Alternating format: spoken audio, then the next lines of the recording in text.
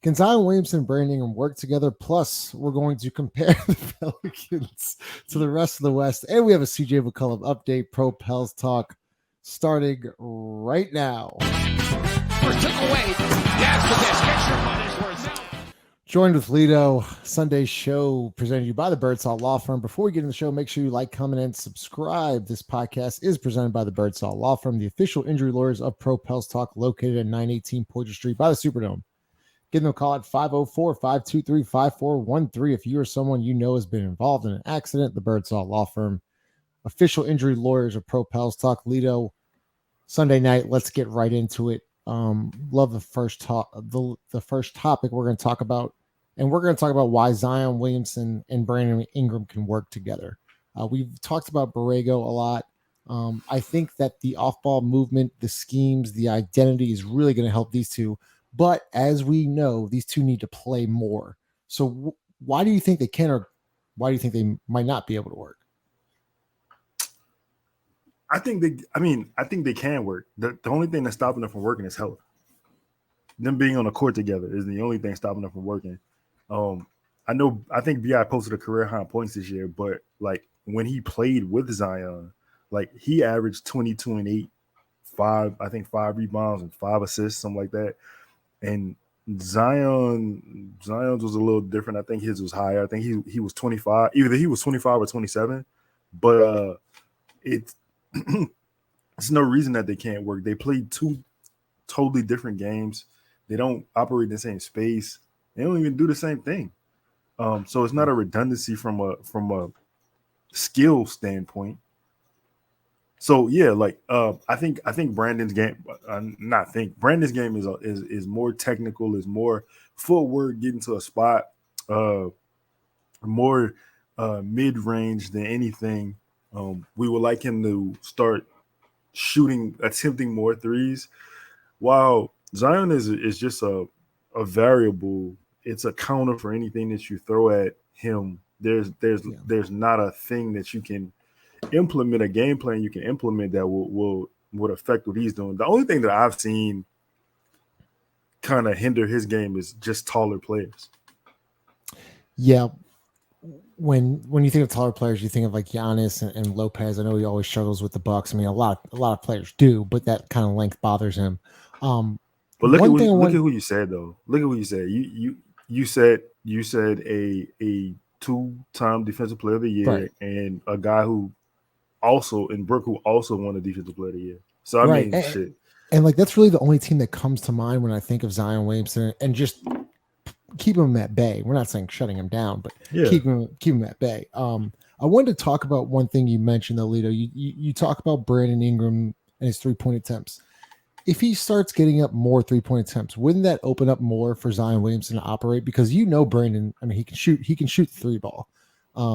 We like to see it at a higher rate, but if he starts hitting that, right, where defenders have to start coming out and defending the 3-point line on Brandon Ingram, that only opens up more of the floor for Zion Williamson to operate. That's funny you asked that, because in the 93 games they played together, Brandon attempted 5.9 3-pointers a game, and he shot it at like something crazy. Shot it, I want to say 38%. So yes, to answer your question, yes, it's more room for both of them to operate. The thing with Brandon is the 3 ball isn't a shot he can't make. Brandon has no offensive weaknesses, to be honest. And looking at him, the photos that I seen from Puerto Rico, from when he is training for he looks like he bulked up. He looks like he's been in the weight room. That's also going to help him as far as I feel like taking contact, going to the rim, more and ones, but just the physical impact, the total of the season. But to answer your question about the 3-point attempt, will it help Zion? Absolutely. Any way you can space the floor and let Zion just totally dominate whatever going on in the paint is a win for Zion. You know what I'm saying? It's a win for the team, and Zion is a difference maker. And not to say Brandon isn't, but I'm saying that to say like you saw it. I never saw a guy take this team, and it's about to be so. I'm about to be so hypocritical of what I'm about to say, because I'm about to come back. I'm about to double. I was worried about that. You almost lost your voice there for a second. It's about to be crazy. I never seen a guy like I talk about that run that Zion had from the Phoenix game to the Minnesota game to, you know what I'm saying? Like, even going into the Philly game where he got hurt, like he was just on an incredible run. Mm. But then, 23 games to end the season, Brandon goes on the same kind of run. I mean, triple doubles, setting career highs in assists, career highs in rebounds. And I say this also dropping 30.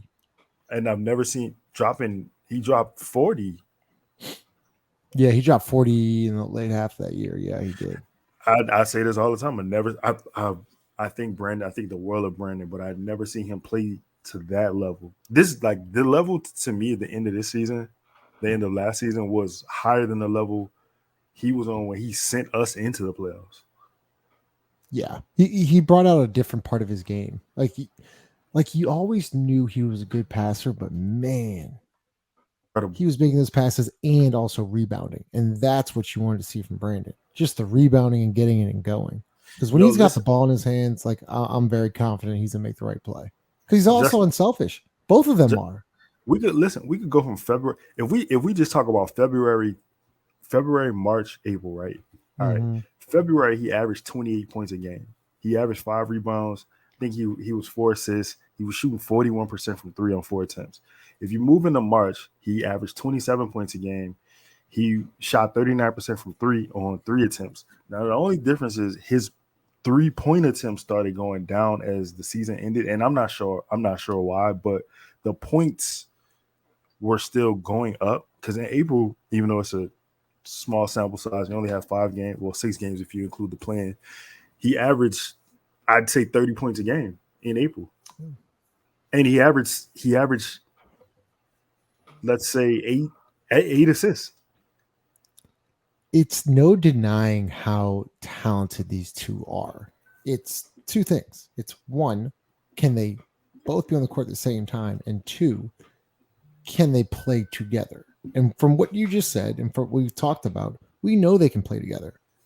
It's you gotta, I think the bigger question, and we only have a couple minutes left, but like, who plays at center next year?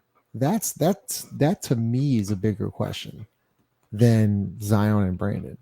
Can I before I answer your center question, you're asking me if they can play together. So I gave you Brandon's stats with Zion. Can I give you Zion's or Brandon's? Sure. Sorry. All right. No, you good. So it's Zion in the 93 games he played with Brandon, 25 points a game, 6.9 rebounds, 3.2 assists. So you got 24-25. Yeah, they can play together. Yeah, they can play together. I mean, how many people, let me ask this, Lito.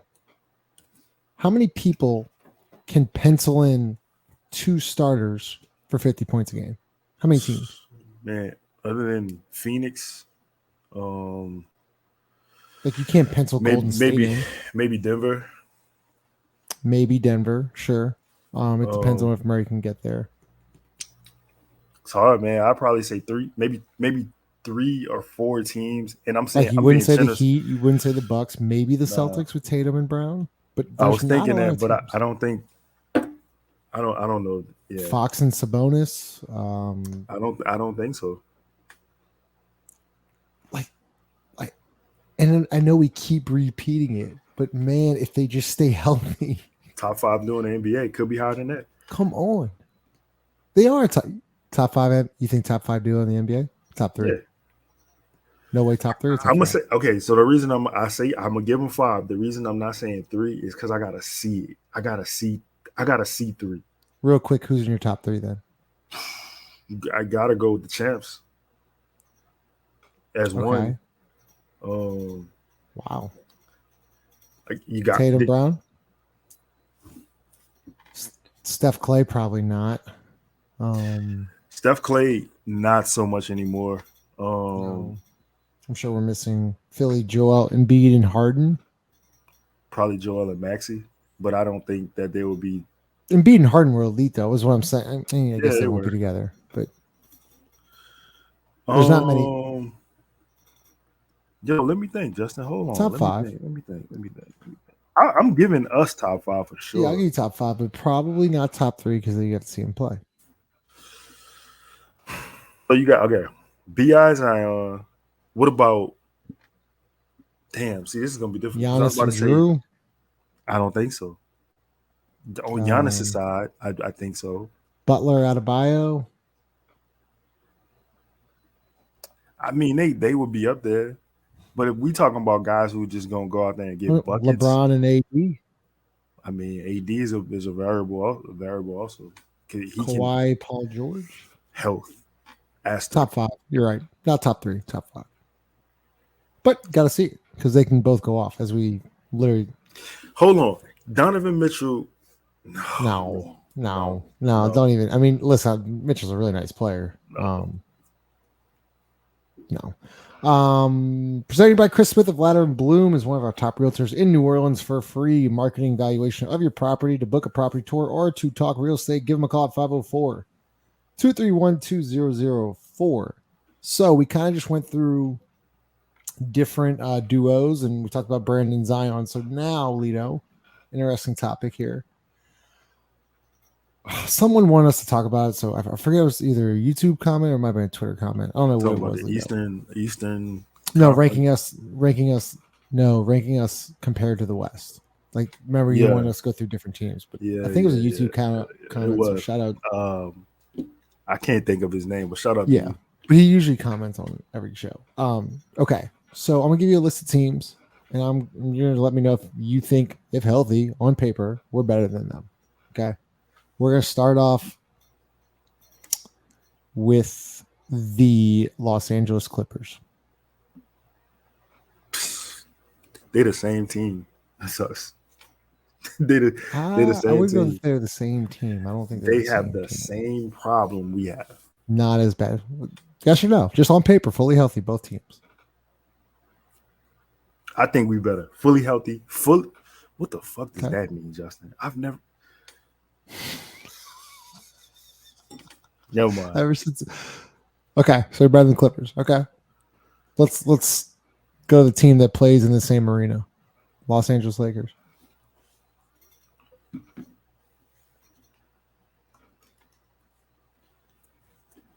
I think we better, because if we better than, I think the Clippers are better. So if we better than them, I'm gonna say yeah. Better than both Los Angeles teams. Yeah. Okay, let's go. Phoenix Suns. I mean, Phoenix only have like 8 players on their team. I was just thinking about that. Like, I feel like a lot of people be like, yeah, we're not better than the Suns, but then you look at it, like they literally have a starting 5, and that's really it. They're better than us in the regular season, though. I'll let you know that right now. Could be up for debate. I mean, they don't have a bench, and it kind of makes it difficult to kind of gauge them because, and if I'm not mistaken, didn't they just trade Campaign? Not to say Campaign like this huge. I mean, he's an NBA player. I mean, you need those. Yeah, but I'm saying like, yeah, exactly. Well, yeah, yeah. I guess what I'm saying is like sometimes like less is not always more. Like I understand you have more talent, but like when you deplete your roster to get that talent, like you top heavy now, and it provides a whole nother set of problems. You know what I'm saying? So, cause man, look, I'm gonna be honest. If Kawhi didn't get hurt, wait, who did the Clippers play? The Clippers played the Suns, right? When playoffs? In the playoffs, yeah. Yeah, I think so. I don't know. So if I'm not tripping, because I mean it could be, but I think if Kawhi could have stayed healthy, man, I think he could have looked like he was like doing this. You're right. Yeah, you're right. Because we talked about that.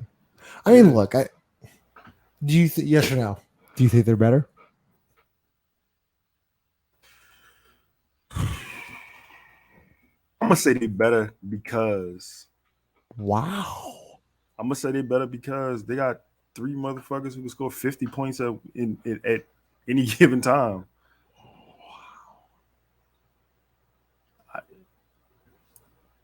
Okay. I'm just saying, like, wow. I don't I'm think. shocked. Now, hear me out though. I don't think, like you said, I think they're a better regular season team than this. I think in the playoffs, like if it was a 7-game series, I'm gonna be honest. I think in the playoffs in the 7-game series, I don't think if we fully healthy, whatever the fuck that looks like, I don't, whatever that means. You keep throwing that term around. I don't see. I'm not really scared of anybody if we're gonna be healthy. But if was a fifth, okay. So then I'm gonna have to give you. So then basically, Nuggets. Are we better than the Denver Nuggets on paper? You're never better than the NBA champions. Okay. I don't care. So that's I don't where care you about draw the the paper. line. So you think fully healthy, the Pelicans are the second best team in the West? Yeah. I know that's crazy. I said that. This is not even like it's not even like me. I can't wait. Okay, let's talk about it. Yeah. We got about 5 more minutes. Let's honestly dive into it. You're better than OKC fully healthy. You're better than Portland. You're better than San Antonio. You're better than Houston. You're better than Dallas fully healthy. Okay. Although I do like the Grant Williams acquisition from them, but yeah. Okay. So then you say better than both LA teams. Both LA teams better than Phoenix. Not better than Denver. Who am I missing? OKC. Man, that Phoenix is a toss up, man. I'm waffling on that. Can we talk about that? Let's talk about that. All right. So Phoenix versus Pelicans 7-game series. You got CJ guarding Beal, Brandon guarding KD. You got is Herb or Trey starting? Herb on Booker, in my opinion. Trey starting. Right. Okay, Trey's starting. I guess you gotta go Trey on Booker's not good. No, you gotta start Herb. But then you gotta make Book defense work. Is gonna win that. Defense, because you have to shout last them. Defense is gonna win that. Hold on, let me look at their roster, man. Ayton. If you go Herb on Booker, and then you have Ayton versus I don't even know our center. That's an interesting matchup. Our bench is better right now. Obviously, that can change. Who's there for? I'm looking at so Ayton, KD. I mean, KD's the 4. Sorry, obviously Booker, Beal. Who's the 3? Booker, Beal. I mean, bro, they roster kind of. Who's the 3? Pick somebody. It's the start with the last name O, like Okogie, Josh Okogie. Is it? It might be. I mean, whatever. So if Josh gonna play, then Herb will play. Yeah, you're right. Now, Kevin Durant in the postseason with Devin Booker in the postseason. Devin Booker absolutely lights us up. It would be a competitive series, but man, I just don't think the playoff experience of the roster would be able to handle the Suns. This is the question. The question is BI going to rise to KD's level? Is Zion going to rise to Book's level? I know Brandon will. I don't know about Zion, and you might call me crazy, but playoff experience is an actual thing. You have to see. Playoff games are officiated completely differently. The coaching staff has weeks to prepare for you, or a week or so to prepare. That all focuses on you. It's just a different beast. Brandon saw it, figured it out. I don't know if Zion can, because Brandon can get you from 3 different levels. Zion can't. Let's play devil's advocate. Let me give you pushback, man. Pause. That's crazy. So we talk about how we saw Brandon struggle with, and I'm just playing devil's advocate. We talk about how we saw Brandon struggle with boxing ones, getting caught by the elbows, getting triple teamed. Yeah, I could go out. I could go out on a limb as a devil's advocate here and say none of that would have bothered Zion. Why? I could go on Why? a limb Okay, and let me say ask you that a question. Why? Why? okay. What So makes you say that? we talk about space, how Zion needs space, right? But at the Okay. same time, look who the space has been since he's been here. Derek Favors, Steven Adams, Jonas. Like there's not a time Zion has had the ball and had a clean possession without seeing bodies. I think that I and this is the reason why I say their skills are different and they can play together because like Zion is a force in nature and of a BI is more of a sniper in the technical term of picking a spot. I'm gonna get right here. I'm gonna do this thing. I'm gonna hit you one way, and then I'm gonna fade over the other shoulder. I'm gonna just use the length of my jump shot to beat you. And Zion is just on the other end of the spectrum, just gonna go through you. And the difference is nobody's gonna want to stand in front of Zion to keep getting beat up every possession. Okay, maybe you're right. I don't know if I'm right. I'm just If playing we're gonna devil's advocate. compare, Yeah. Giannis's first playoff series, 33 minutes a night, averaged 11.5 points, 7 rebounds, shot 35% from the field, 0% from deep, 72% from the free throw line. It's Giannis. Okay. Listen, I know. No. I'm just saying. No. That's a fair point. I feel like I could just go down a list, and that's just Giannis. I feel like I could take top tier players, probably not besides Jason Tatum, and I bet you they struggled their first year. Like maybe I'm gonna look up. I'm willing to go out Steph on probably went off. I'm gonna go out on a limb and say that Zion would not struggle.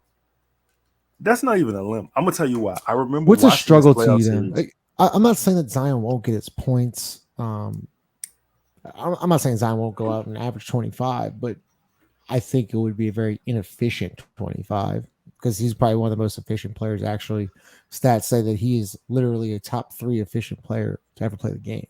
I'm gonna strongly. I think it'll be a different 25. I feel like there's nobody on that team. Like I could see if we were playing a good defensive team. They don't have the only defender on that team that I saw is Josh Okogie. I don't know what the hell Josh Okogie go do when Zion. Listen, it would be a fun series. I think any series would be fun if this team's fully healthy. We all know that, but people get tired of saying if healthy. Like I get tired of it too. Yeah, I'm sure you get tired of it. Shit, you're drinking wine. Shout out to Devin Snow knowing what wine glasses that was. That's crazy. Anyways. Devin Snow. Love that guy. Jono, shout out to Jono. You're coming out with some new shirts. I'm excited for that as well. I gotta bring this up. Dude. Before we get into the CJ segment. I saw a tweet today, man. It made me so happy. Niko Mirotic is now a free agent. Barcelona announced that Mirotic will not continue his career in their club. He's literally the perfect. He's Bojan. Like I've been wanting Bojan Bogdanovic for a very long time. He's literally Bojan Bogdanovic.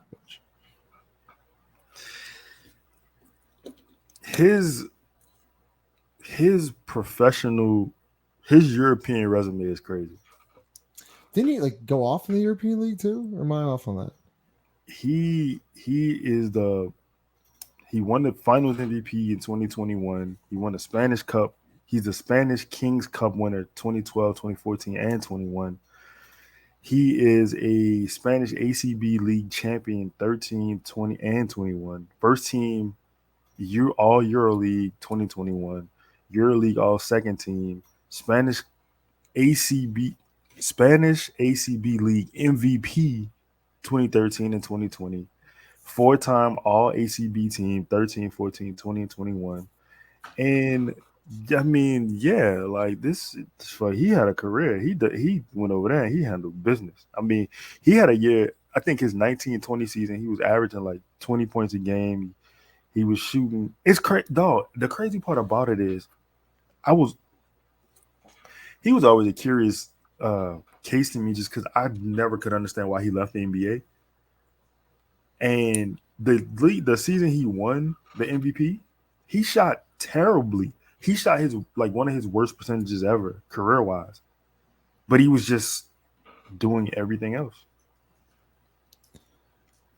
I think he left because I think his family missed back home, from what I've heard. Now I don't know how factual that is, but I do know that when he was here, he embraced the city. He even actually went on one of our socials and was like, "Love my time in New Orleans." Like everyone loved him here. He's a tough guy. He knocked out. Like he was a dude that loved big shots, big moments. Like that playoff series, that run he had against Portland, man, golly, he was so good. And that was the Boogie replacement too. God, so you lost Boogie and you lost Mirotic. That sucks. Speaking of which, did we trade? How did we get? Yeah, you don't remember who we traded, dude? We traded Omer Ashik for Nico Mirotic. Yeah, dude, because Bobby Portis knocked him out that year in practice. Remember? Broke his eye socket. I remember that. Bobby Portis is a bad man, dude. He's got crazy eyes. Yo, I would not want to fucking. He's got crazy eyes. He's not faking. He's really crazy. Like, yeah, he's serious. What about who was it? Draymond Green fell for the NBA Central tweet. Did you see how crazy is that? Not only that, Draymond Green about to get beat up by Jordan Peele's dad. Jordan Peele, Lord, Jordan Pools. Jordan, it's late. CJ McCollum update, man. That's a nice. What are you drinking? Man, I got some Malbec, man. Why'd you? Why'd you like take that so offensively? No. I just didn't want a clarification. You know what I'm saying? I like Malbecs. I like cabs and Pinots. I just don't like white wine. I hate white wine too. It's unbelievable. Terrible. Aren't you going to Paris next year? Yeah, man. Yeah. That's gonna be fun. Man. Okay. CJ McCollum. You know, Lito, I took off a little bit from Twitter today. Wait. No, let me do this. I got the perfect segue. So, Justin, let me tell you this, man. Let me tell you. So check this out. I got a source, man, and I got a call one day, and one of my good homeboys, he was headed to the gym, and he was with his child, so couldn't make much noise, wasn't much of a fuss, just doing regular everyday dad shit, right? And he gets to the gym, and man, lo and behold, calls me, and he's like, "You'll never believe who's here." And he told me a name. Excuse me, and I'm like, "Wow." So I'm like, "How you look?" Dude, he looked incredible. So I said, "Wow." He was like, "The only thing is, nobody can know I was here." Do you know the guy I'm talking about? It sounds about right, man. Gosh, we were holding on for that for so long. But yes, was just out and about, was headed to a school with my daughter, go to the playground, go to the gym. CJ McCollum's there, no brace, nothing, looking good. And then obviously that video came out the other day, Lito. Why do you think the CJ slander is a little unfair? Yeah, absolutely. Why so? Why do you think people are so? Why do you think there's a part of, from what I see Pels Twitter, frustrated with CJ? Do you think? Go ahead. I keep hearing salary. I hear salary and shot selection, and I'm with you. I was with you on the shot selection, but also after. This is my argument. So you're mad at CJ's salary, but you're not mad at 1 in 14 getting a greater salary and not being on the floor. You got to have realistic expectations. I said a CJ age one time, and somebody went down a trope in the comments and was like telling me his age from 2017. Like, bro, I don't care. Like, whatever age I say he just was. Like, that's just what it is. So let's say he's 44, right? So a 44-year-old guard, right? He's not actually 44, but I'm saying like a 31, a 32-year-old guard he's not trying to be the best player on the team. He came here to be the third option. And really and truthfully, if things go right this season, he might be the fourth option. So no, I'm not mad at that guy keeping this shit that was a shit show afloat. No, he was the only one playing.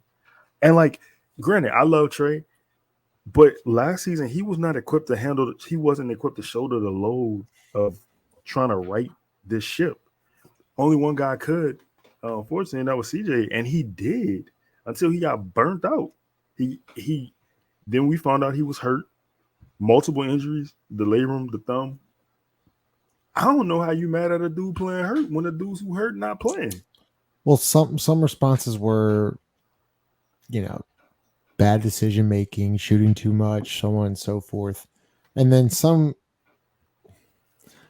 posted, his stats before the injury and his stats after, and it was like 21 points per game to 20 something points per game, and I feel like just context matters. Of like, he's also missing his number one option. Like CJ did not sign up to gut through 70 something games while the other two stars sit out.